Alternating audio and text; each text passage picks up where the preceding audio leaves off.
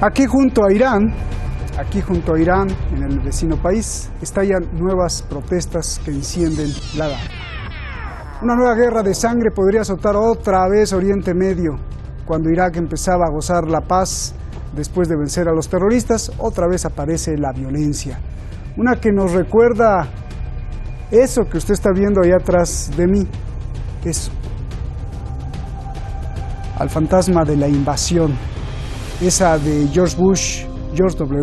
Bush, hace 16 años, con la que nos prometió paz y amor para el pueblo, libre de guerras y terror. Sí, cómo no. ¿Es hoy esta sombra la que sigue cobrando vidas? ¿O las células durmientes de terroristas que en este programa alertamos desde hace un año? ¿O las dos cosas? Soy Roberto de la Madrid y esta noche, desde el lugar de la noticia, desde Oriente Medio, junto a un Irak que fue atacado con el apoyo de España, no se les olvide, y el cerrar de ojos de todo el mundo, detrás de la razón.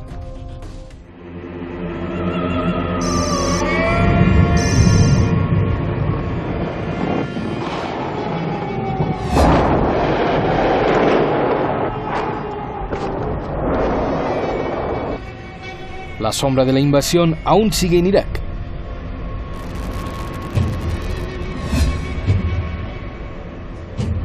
Fellow citizens, at this hour, American and coalition forces are in the early stages of military operations to disarm Iraq, to free its people, and to defend the world from grave danger. Estados Unidos, junto con Reino Unido, España, Australia, Polonia y otros países, invadieron Irak el 20 de marzo de 2003. En 25 días mataron a miles y destrozaron un país que a 16 años aún sigue dividido.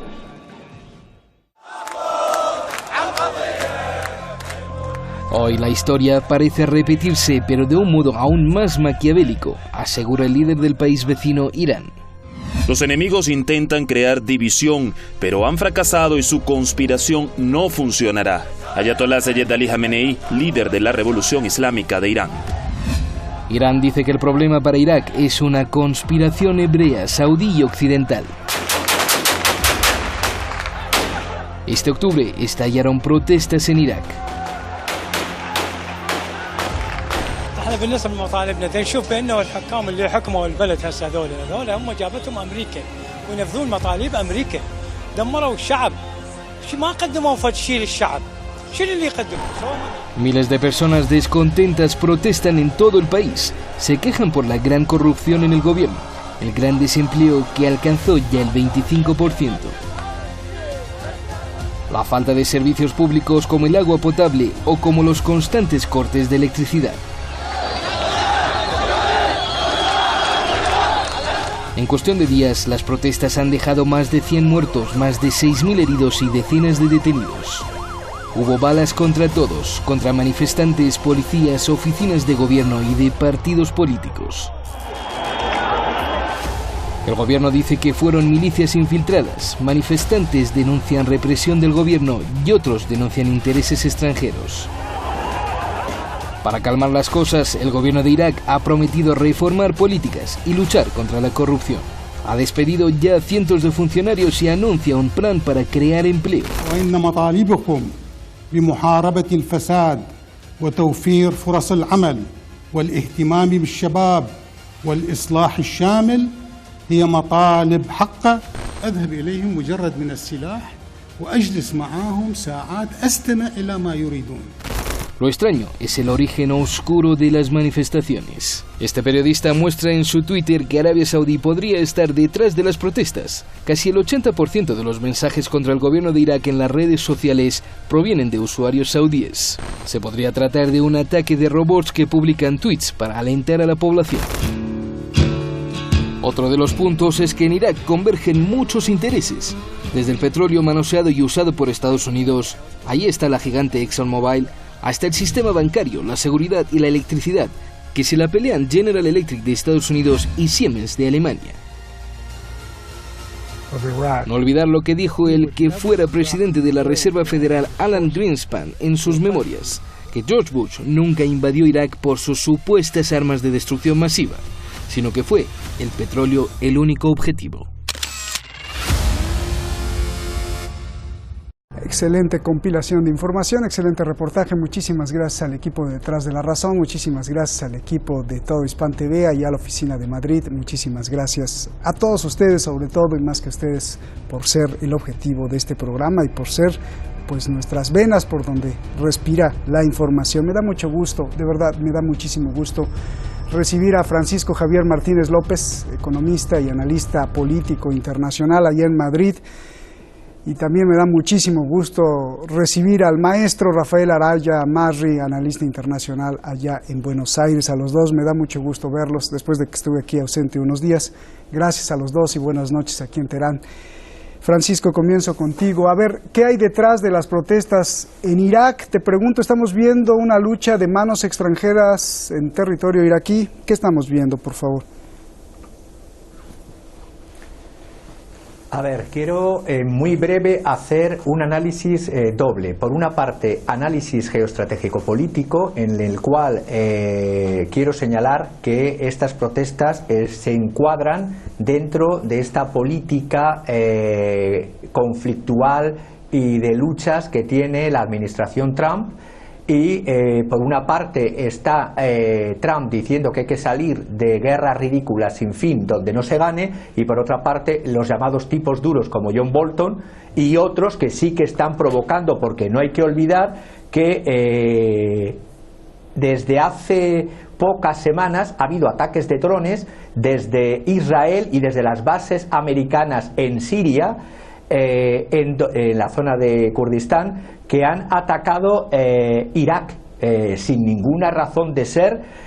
Ha habido esos ataques que han sido puestos a la luz por Abu Aba al-Walai, líder de Kataib Sayyid al-Suhada también, y bueno, y porque se ha visto, y eso no ha sido muy publicado en las redes internacionales de comunicación, esos aviones no tripulados israelíes contra las bases del grupo paramilitar iraquí. Y también el 12 de agosto, yo hablo tanto de finales de septiembre como del 12 de agosto, habéis señalado también los ataques de robots desde Arabia Saudí para crear este caos informativo. Si bien eso es una realidad, también es verdad que, como bien ha dicho el líder iraní Ali Khamenei, hay que luchar, los responsables de la violencia tienen que rendir cuentas, sean de donde sean.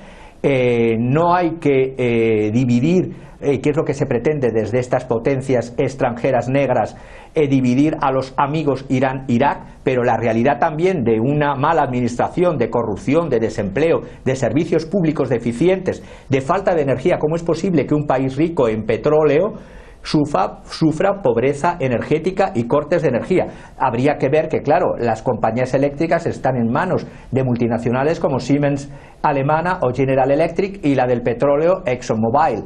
Teniendo en cuenta esto, el pueblo también está notando, porque todas estas manifestaciones, en su mayoría sin líderes, ha habido alguna que sí se ha asesinado a un líder, a Haider Karim al-Zairi, pero la realidad es que hay estas dos lecturas que son complementarias: la de los intereses de romper una unión Irán-Irak, los intereses de crear caos y conflicto en un país que hace 16 años sufrió una de las mayores agresiones imperialistas de la historia. Y luego también está que hay que hacer sí o sí, como ha dicho el propio presidente Adel Abdul Mahdi, una serie de reformas, un plan de 17 puntos que es absolutamente necesario, porque una élite no puede estar tan distanciada de las necesidades del pueblo. Bien, pues Rafael, a ver, quiero escuchar tu lectura. ¿Por qué hoy? ¿Por qué cuando empezaron a gozar de paz después de vencer al grupo terrorista de Daesh, vuelve la violencia? ¿Qué hay detrás de todo esto que estamos viendo, Rafael? Un placer. Roberto, primero que nada, un gusto de saludarte nuevamente, y también a Francisco, por supuesto. Feliz de que estés nuevamente de regreso. Gracias. Roberto, divide y reinarás. Ha sido la premisa que el imperialismo, con esa guerra que también describía ilegal, fuera del marco de la ONU, como simplemente potencias voraces por los recursos naturales de Irak, emprendieron los Estados Unidos y sus aliados, entre ellos, como tú bien mencionabas, España, después de esa triste reunión de las Azores con Tony Blair, Bush y Aznar. Creo que el objetivo esencial fue romper la cohesión de un pueblo que vivía unido y que tenía, a pesar de sus diferencias entre grupos internos como es el chiismo, como es el sunismo, como es el área correspondiente a los kurdos, habían logrado, digamos, conservar un sentido medianamente coherente de unidad nacional, que fue precisamente el eslabón débil por el cual los Estados Unidos se metieron a llevar adelante esta guerra para preservar esa riqueza. Recordemos que 3 días antes del final del traspaso de mando de cuando asumía el presidente Barack Obama, Dick Cheney, entonces vicepresidente de los Estados Unidos, estaba en Bagdad firmando los últimos acuerdos para favorecer precisamente a ExxonMobil y a Halliburton, aquella empresa de la que él fue presidente durante tantos años. Es decir, el interés de Occidente, y particularmente en este caso del Estado de Israel, que ha llevado, como bien decía Francisco, ataques con drones hasta la frontera Irak-Siria, es un esfuerzo por romper cualquier proyecto de unidad nacional que pueda desarrollarse en Irak y reabrir esas 3 vertientes de tipología grupal en Irak para mantenerlas divididas y seguir explotando los recursos y seguir sembrando esta discordia que solo beneficia a los enemigos de la República Árabe, ¿no? Bien, Francisco. A ver, tú que te gustan los números, que eres especialista en finanzas, que sigues el dinero para allá y para acá, y que también sigues las estrategias, ¿por qué las protestas en este momento y no antes o después? ¿Qué coincide en el calendario y en el mapa internacional? Las protestas de Irak suceden justo en momentos cruciales: el ataque a las instalaciones petroleras de Arabia Saudí, a la principal petrolera del mundo, Aramco, la debilidad del primer ministro de Israel, los yemeníes que están mostrando fuerza ante los saudíes, el ataque a los kurdos por Turquía. ¿Por qué ahora? ¿Estas son coincidencias o son fortuitas las coincidencias o obedecen a un plan maestro mundial?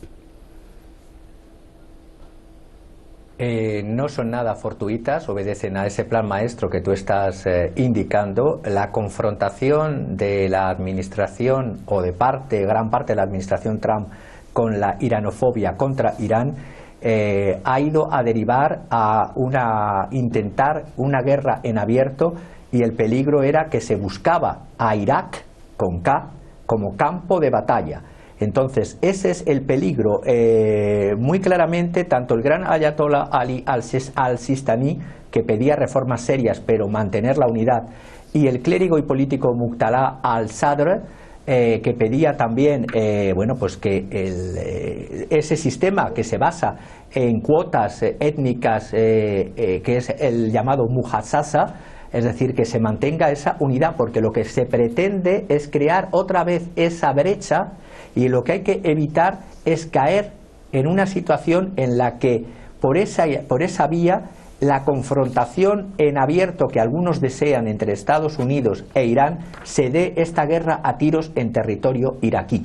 Y eso es lo que hay que evitar. Justamente por eso lo de los drones israelíes, por eso lo de la guerra de ataques con robots de Arabia Saudí, lo que están perdiendo, están furiosos, esa es la palabra, están furiosos de esa unión Irán-Irak, porque además una de las falacias con la que juegan es porque haya una mayoría chiita gobernante. Por supuesto, hay una mayoría chiita gobernante, pero tiene una identidad nacional iraquí propia. Y si bien hay una fuerte identidad religiosa chiita y hay una divergencia dentro del chiismo en Irak, pero en Irak esa identidad es nacional iraquí. Entonces juegan con falacias, con desinformaciones. En una situación de pérdida en Siria, de pérdida en Yemen, ahora van por un país donde está recuperándose después de 16 años de esa guerra imperialista monstruosa. Ahora es cuando intentan crear cuña, cuando es un país que además tiene repartido el poder, como he dicho, con ese sistema de Mujassasa.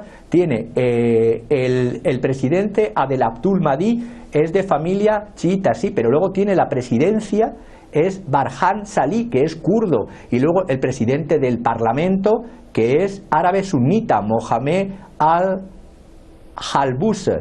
Entonces, es un equilibrio. El primer ministro, ¿no? Unas elecciones que se han visto claras en octubre, que ha costado hasta llegar al gobierno, y cuando se tiene esa estabilidad, se intenta, por lo que cree que es un flanco débil, provocar ruptura, provocar confrontación, y es lo que hay que evitar. Evitar el enfrentamiento, la confrontación y depurar responsabilidades. Hay algo muy extraño, porque los balazos fueron para todos, ¿no? Fueron, perdón por usar lo mexicano, para todos. Bueno, fueron para todos, ¿no? Les pegaron a los policías, a los manifestantes, a las oficinas del gobierno, a oficinas de partidos políticos, a algunas televisoras. ¿Quién tiene la capacidad para no ser detectado por la inteligencia iraquí, por el ejército iraquí y por el pueblo iraquí? ¿Quién tiene la capacidad de oscurecerse por ahí? Pues igual que me lo estás preguntando, te lo voy a decir para que el propio televidente le ponga el nombre. Todos esos que les gustan hacer esas falsas llamadas revoluciones de colores, donde supuestamente es el pueblo el que... Porque ahí lo que... Yo puedo entender lo que he dicho al principio, que haya unas protestas porque se busque caída de la corrupción, no cambio del régimen, pero cuando lo que se pretende con esos tiroteos a mansalva es un cambio del régimen, me huele muy mucho a esos cambios que esas personas de esas ideologías negras y oscuras, y yo les llamo negros y oscuros, mueven los hilos en cualquier parte del planeta, ya sea en Hong Kong, ya sea en Kiev, ya sea en donde sea, para intentar siempre crear caos y enfrentamiento donde luego pongan gobiernos títeres. Bien, déjame hacerte una pregunta muy interesante, Rafael, antes de entrar a la invasión de Estados Unidos, que quiero retomar esa parte del 2003. Yo te pregunto, Rafael, ¿por qué tanta corrupción y desigualdad en Irak? ¿Fue la invasión de Estados Unidos la que dejó esto, o con Saddam Hussein no había corrupción ni desigualdad? Yo no digo que con el gobierno de Saddam Hussein no hubiera habido corrupción. Lo que sí había era un Estado profundamente benefactor que intentaba equilibrar el ingreso per cápita en el país. No existían tantas diferencias a nivel de la población. Digamos, había un sistema de salud estatal, había universidades estatales y había una cobertura social que de alguna manera beneficiaba a los sectores mayoritarios de la población, independientemente de su origen étnico o religioso.